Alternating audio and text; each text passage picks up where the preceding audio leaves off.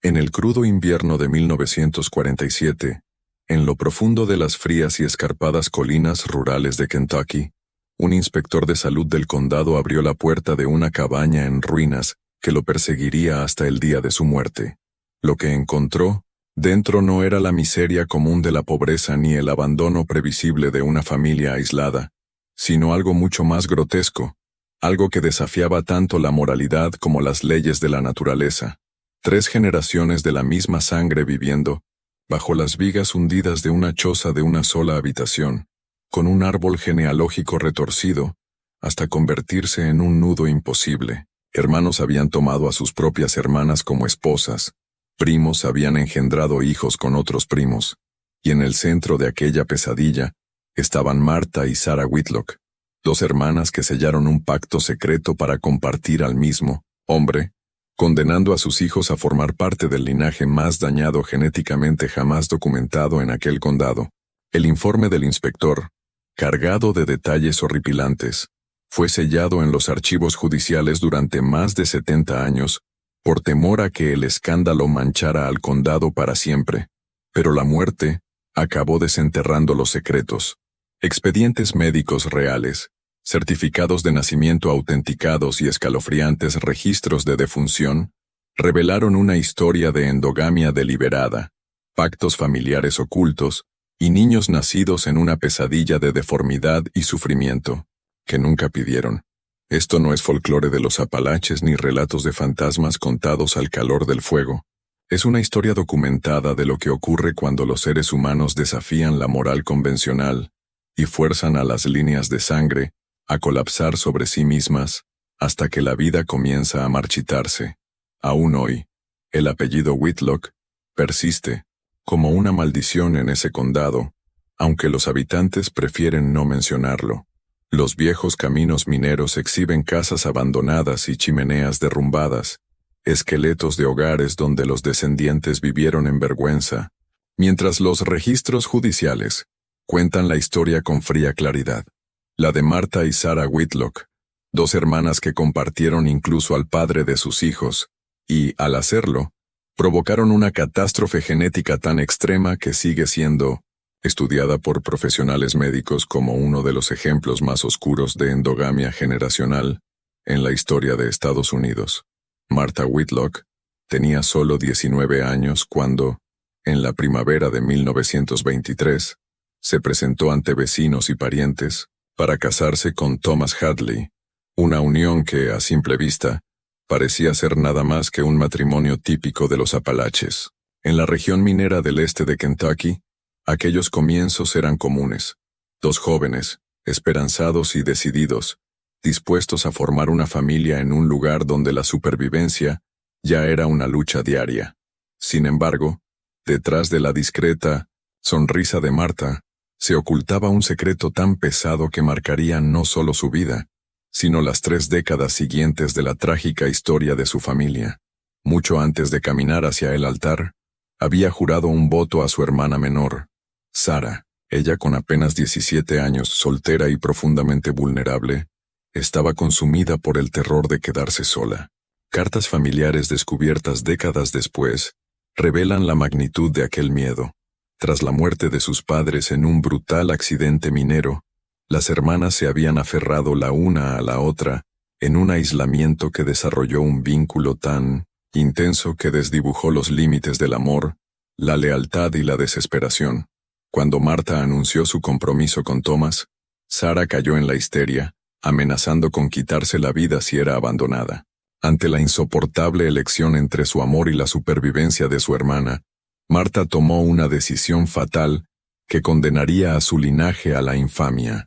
Prometió a Sarah que Thomas no sería solo suyo, sino de ambas. Lo que comenzó como un pacto de supervivencia emocional, pronto se transformó en un arreglo de vida que desafiaba todas las normas sociales y biológicas que su comunidad consideraba sagradas. Los registros médicos del dispensario del condado, desenterrados décadas más tarde, revelaron la impactante realidad. En 1924, tanto Martha como Sarah estaban embarazadas al mismo tiempo, esperando hijos del mismo hombre, con apenas meses de diferencia. Para ocultar el escándalo, Los nacimientos fueron inscritos oficialmente con nombres falsos, y Marta apareció registrada como madre de ambos niños para evitar consecuencias legales. A partir de entonces, los tres vivieron como una unidad polígama, apartados en una cabaña remota a 15 millas del pueblo más cercano, ocultos de las miradas curiosas, pero incapaces de escapar a las consecuencias de sus elecciones.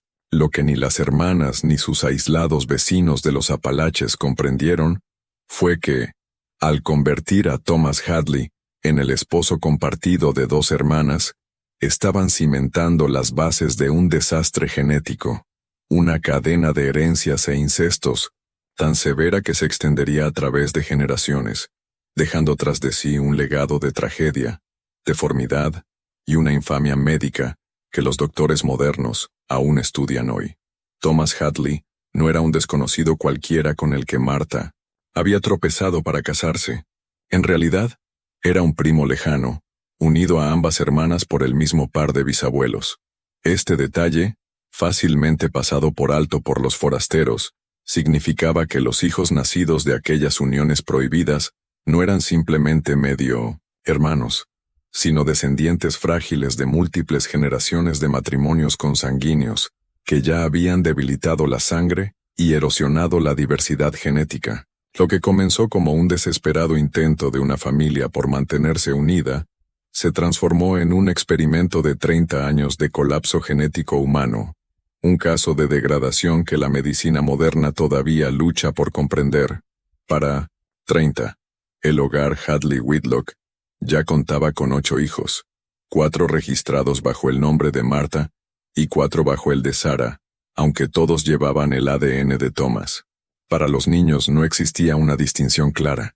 Ambas hermanas eran simplemente mamá, una confusión que sembró un trauma psicológico mucho antes de que sus cuerpos revelaran horrores aún más profundos.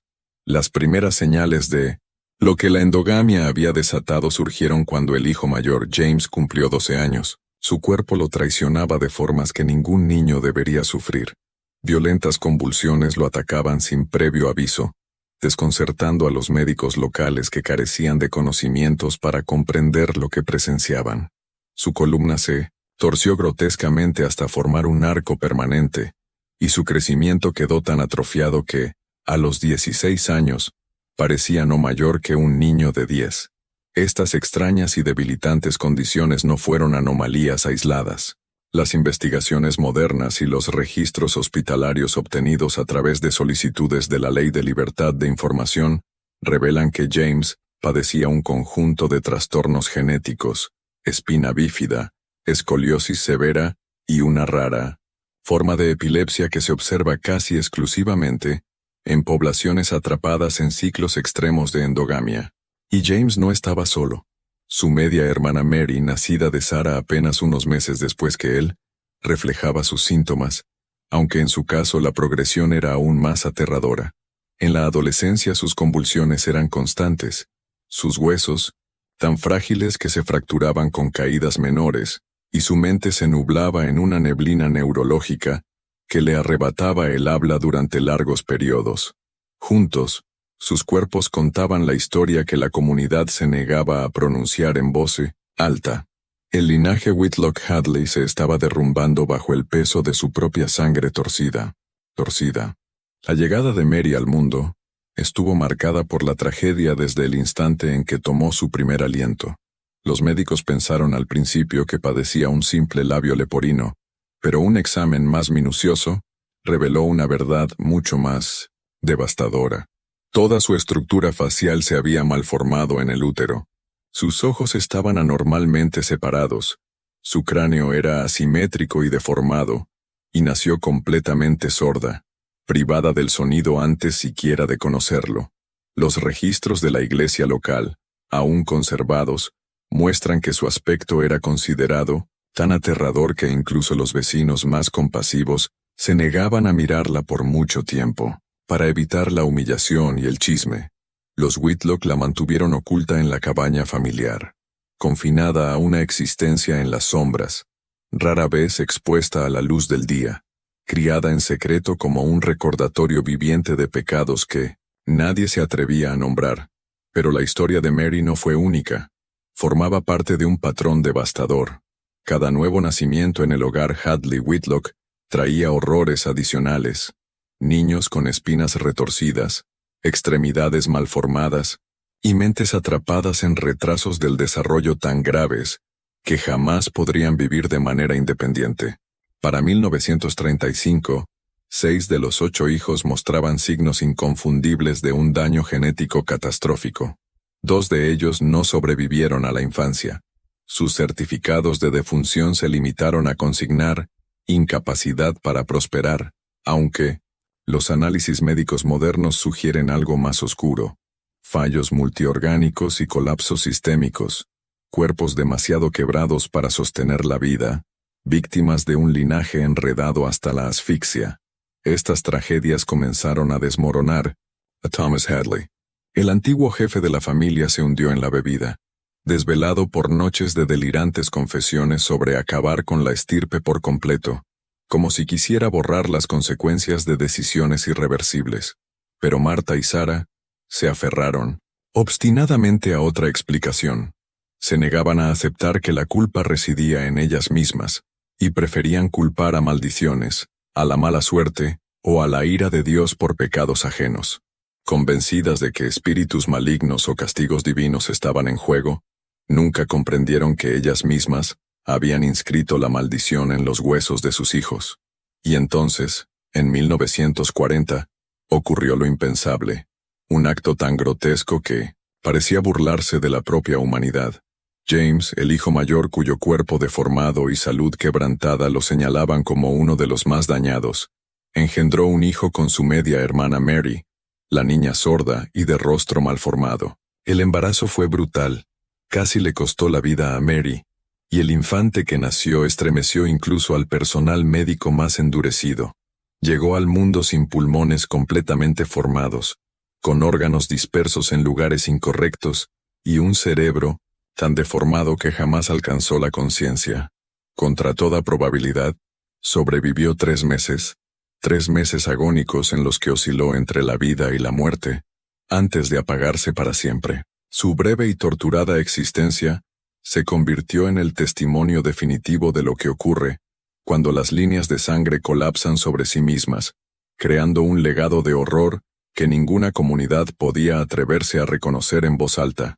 El forense del condado, el Dr. William Patterson, un hombre endurecido por 3 décadas de examinar la muerte en los campos mineros de Kentucky, confesó en sus notas privadas que el bebé nacido de James y Mary era el ser humano más comprometido genéticamente que he visto en 30 años de práctica médica. Para un hombre acostumbrado a accidentes mineros, epidemias y muertes violentas, aquellas palabras tenían un peso aterrador. Y sin embargo, lejos de poner fin a la pesadilla, la muerte de aquel niño pareció empujar a la familia aún más hacia la oscuridad. En la década de 1940, Marta y Sara, ya entrando en sus 50 años y convencidas de su retorcida lógica, comenzaron a alentar activamente a sus hijos sobrevivientes a casarse entre sí.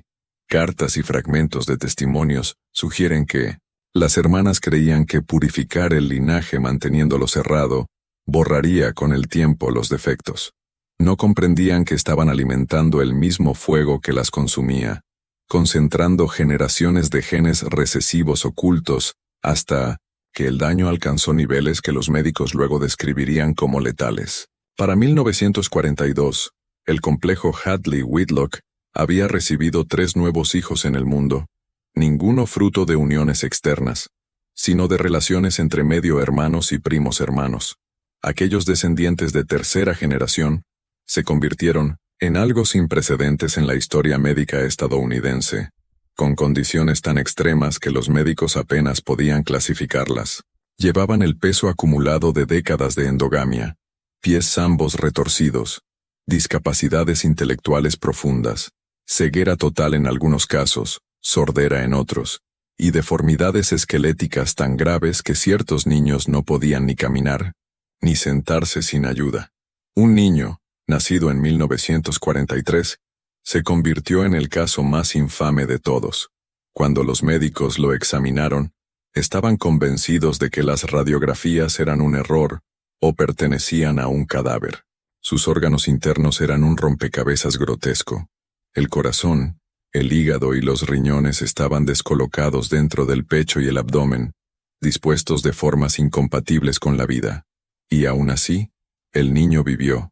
Durante 2 largos y agonizantes años, resistió en un dolor constante hasta que finalmente su cuerpo colapsó, incapaz de sostener sistemas que nunca se habían formado correctamente. El Dr. Patterson, que había empezado como un forense de condado que cumplía con su deber registrando lo que llegaba a su mesa, terminó convertido en cronista de una historia de horror que parecía ir más allá de la ciencia. Sus diarios, privados, descubiertos en 1998 entre los papeles de su herencia, revelan a un hombre que poco a poco perdía la fe no solo en la medicina, sino también en la resistencia del espíritu humano. Cada entrada registraba otro niño malformado, otra muerte evitable, otro recordatorio de lo que sucede cuando los seres humanos convierten a la familia en laboratorio y a la tradición en un arma contra la propia naturaleza. En sus notas privadas, el Dr. William Patterson escribió que la familia Hadley había creado, en efecto, un laboratorio de destrucción genética humana, un experimento viviente de sufrimiento que ningún científico con ética se habría atrevido jamás a diseñar. Confesó sentirse cómplice de su tormento, atormentado por la idea de que al brindar atención médica, no los había salvado, sino que había prolongado la agonía de un linaje decidido a autodestruirse. Sus palabras proyectaban una sombra sobre lo que estaba por venir, pues apenas unos años después, el caso involucraría a otro funcionario cuyo hallazgo lo cambiaría todo. En el gélido invierno de 1947, el inspector de salud del condado Robert Mills fue enviado a la remota comunidad minera tras recibir reportes rutinarios de negligencia infantil. Lo que lo aguardaba dentro de la cabaña de los Hadley iba mucho más allá de la negligencia. Era una pesadilla que desdibujaba la línea entre caso médico y relato de horror. El informe oficial de Mills, archivado y clasificado durante décadas, describe condiciones casi imposibles de imaginar. 17 personas hacinadas en una destartalada cabaña de 4 habitaciones, sin electricidad, sin plomería y apenas calentada contra el frío de la montaña. El hedor de cuerpos sin lavar y enfermedades impregnaba las paredes. Pero no fue la miseria material lo que hizo temblar a Mills al escribir, sino lo que la endogamia había esculpido en los cuerpos de los niños de 3 generaciones. Registró pequeños que no podían caminar porque sus piernas jamás se formaron correctamente, niños incapaces de hablar porque paladares malformados y sordera les habían robado el lenguaje, y niños cuyos ojos vidriosos ni siquiera podían enfocar el mundo que los rodeaba. Varios de los más jóvenes resultaron ser hijos de uniones directas entre hermanos, prueba viviente de que Marta y Sara, ya ancianas y endurecidas en sus creencias, seguían promoviendo activamente el incesto como una forma de pureza. Pero quizá el aspecto más escalofriante del informe no fueron las deformidades físicas catalogadas, sino el universo psicológico que la familia había construido a su alrededor.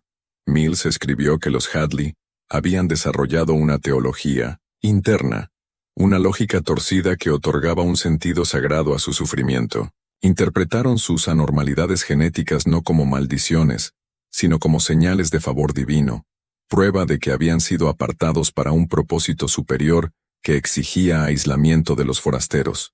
Marta, ya entrada en los 60 y mostrando claros signos de deterioro mental, le dijo directamente a Mills que su sufrimiento era una prueba de fe y que solo Dios podía comprender la misión sagrada encomendada a su familia. Para ella, los cuerpos quebrados de sus nietos no eran evidencia de un colapso genético, sino la confirmación de haber sido elegidos.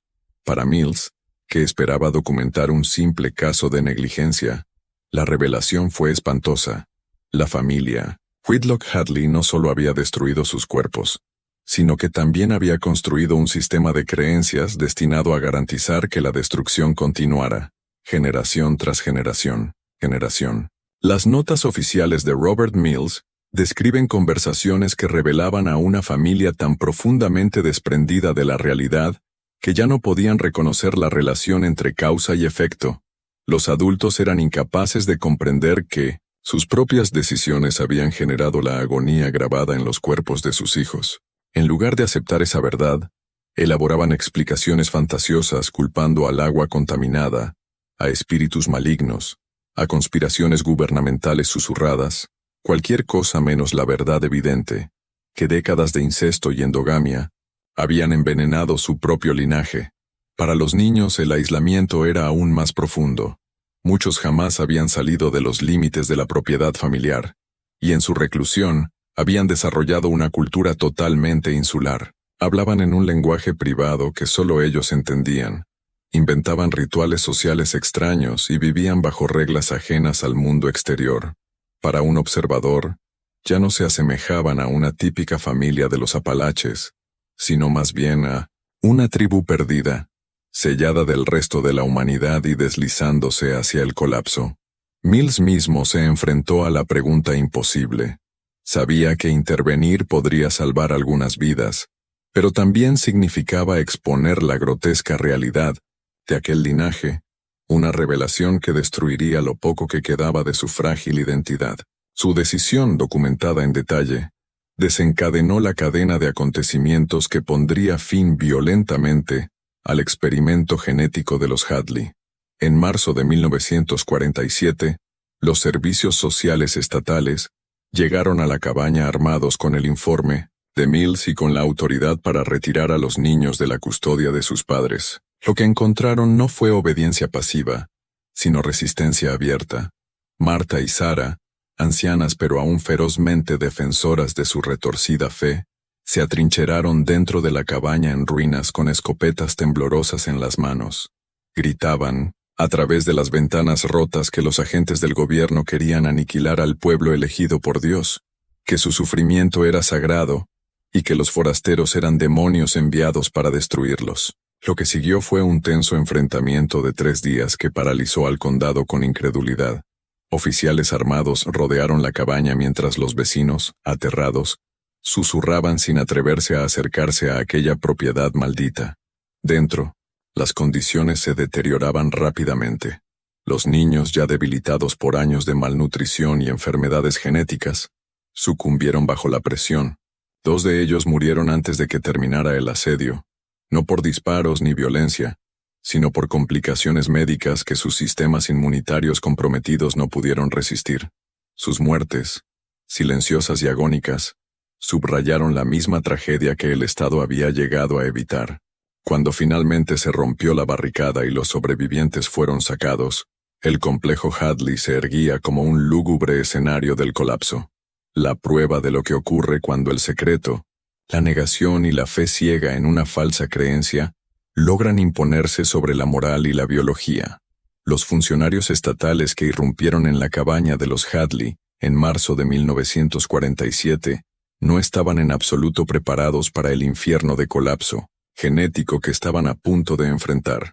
Acostumbrados a tratar casos de negligencia, malnutrición y pobreza, comprendieron rápidamente que aquello superaba con creces todo lo que habían visto.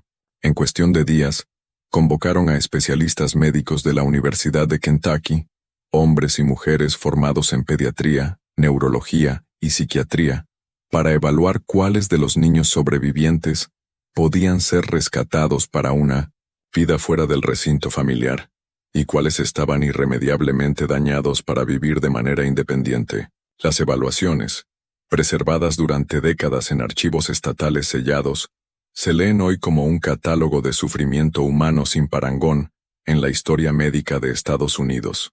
De los 11 niños que aún vivían al momento de la intervención, solo 3 fueron considerados con posibilidades de rehabilitación e independencia básica. Los otros 8 estaban atrapados en cuerpos debilitados y mentes quebradas, llevando el peso acumulado de 3 generaciones de endogamia. Los informes describen pequeños con combinaciones de condiciones tan severas que ningún médico había presenciado jamás dentro de una misma familia. Varios eran no verbales, incapaces de producir más que sonidos guturales. Algunos tenían miembros retorcidos o sin desarrollar, lo que les impedía caminar. Otros eran ciegos, sordos o incapaces de alimentarse por sí mismos. Un niño, con edad estimada de 12 años, poseía la capacidad mental de un infante, incapaz de comprender el habla o reconocer a sus cuidadores, y su estatura física era más cercana a la de un niño de 6 años. Para los especialistas, aquellos casos no eran solo trágicos, eran inéditos. Una mirada escalofriante a lo que sucede cuando la genética humana se lleva más allá del límite de la supervivencia. Mientras tanto, Marta y Sara fueron declaradas incapaces y recluidas en el Hospital Psiquiátrico Estatal, donde pasaron sus últimos años bajo cuidado institucional. Incluso allí siguieron convencidas de que había sido el gobierno, y no sus propias decisiones, el que había provocado las deformidades de sus hijos. Hasta el final de sus días predicaron que la intervención externa había maldecido a su familia, sin reconocer jamás que ellas mismas habían diseñado su propia caída. Thomas Hadley, por su parte, nunca llegó a presenciar el colapso final. Había muerto en 1945 de insuficiencia hepática, un hombre destruido cuya decisión de engendrar hijos con 2 hermanas dio origen a uno de los casos más infames de la historia médica estadounidense. Su nombre, sin embargo, perduró en los anales de la investigación genética, citado por médicos y científicos como un recordatorio escalofriante de cómo la endogamia puede aniquilar una estirpe en apenas 3 generaciones.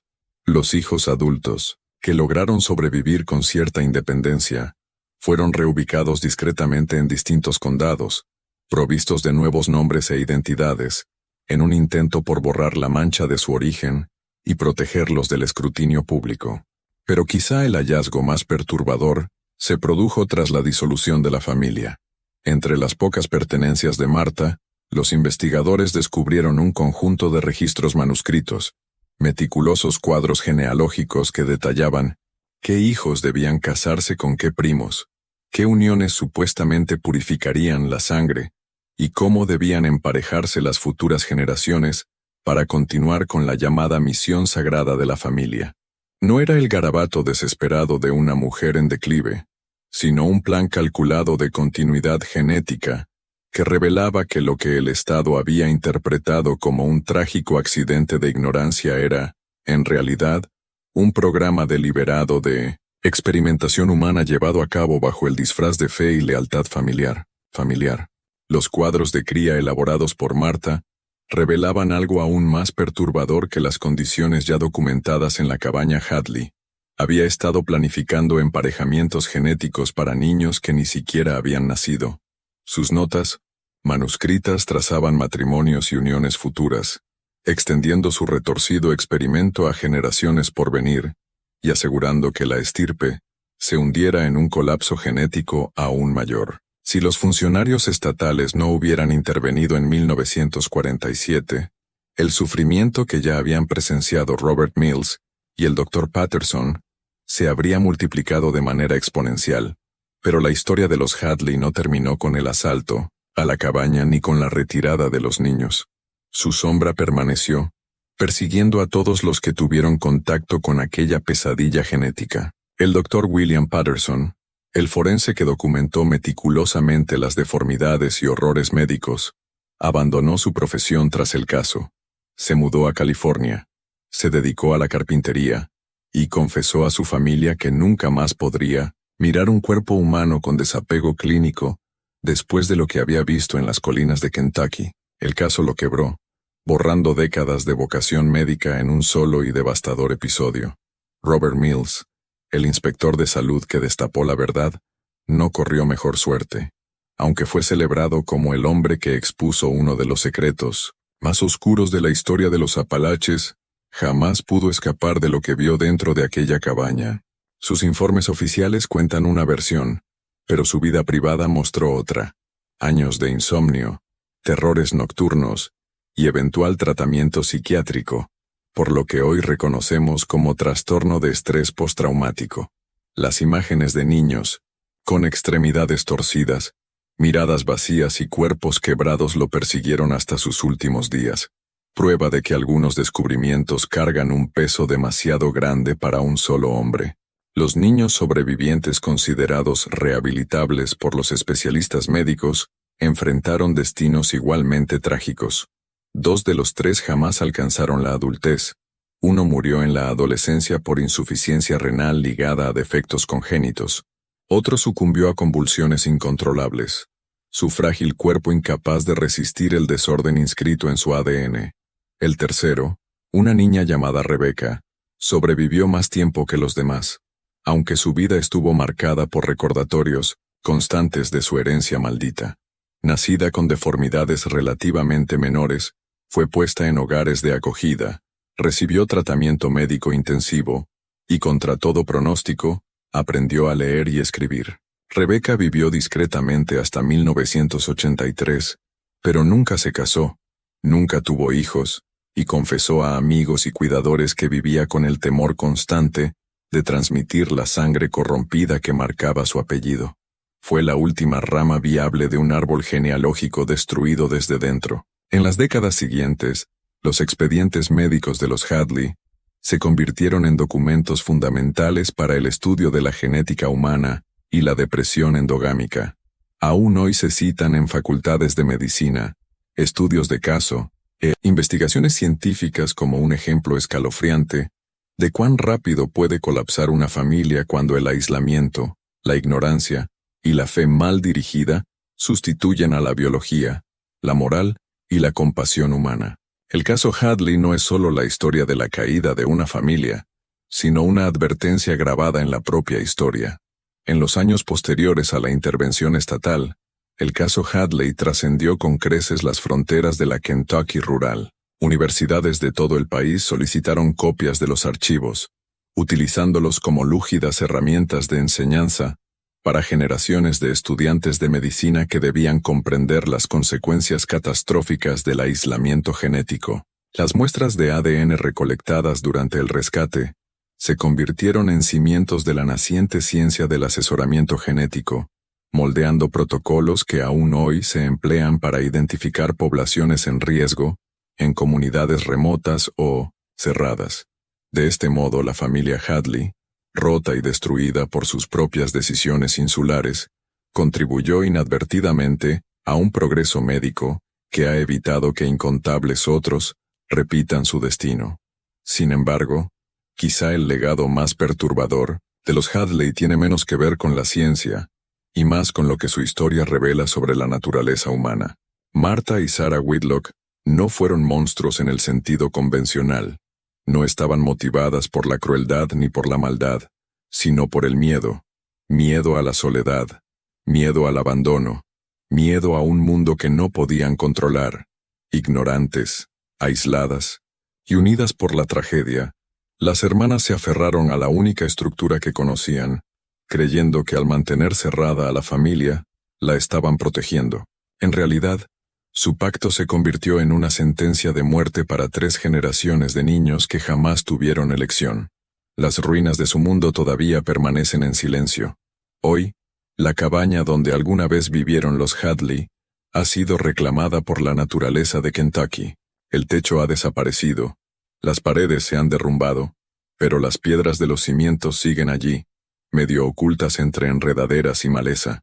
Los lugareños que se aventuran demasiado cerca a veces tropiezan con artefactos, botellas viejas, herramientas de labranza oxidadas, fragmentos de una vida que alguna vez existió allí. Pero nadie construye en esas tierras, nadie acampa en esos bosques. Y aun entre las familias más antiguas del condado, nadie se atreve a hablar abiertamente de lo que ocurrió en aquella ladera solitaria, donde 2 hermanas hicieron una promesa que condenó a sus descendientes a vidas de deformidad, enfermedad y desesperación. El silencio mismo se ha convertido en parte de la leyenda, porque algunos secretos son demasiado oscuros para olvidarlos y demasiado terribles para recordarlos. El legado de la familia Hadley perdura no solo como un caso médico, sino como un recordatorio permanente de una verdad escalofriante, que el amor, cuando se tuerce por la ignorancia y el miedo, puede transformarse en la fuerza más destructiva que una familia, y quizás la humanidad misma pueda conocer.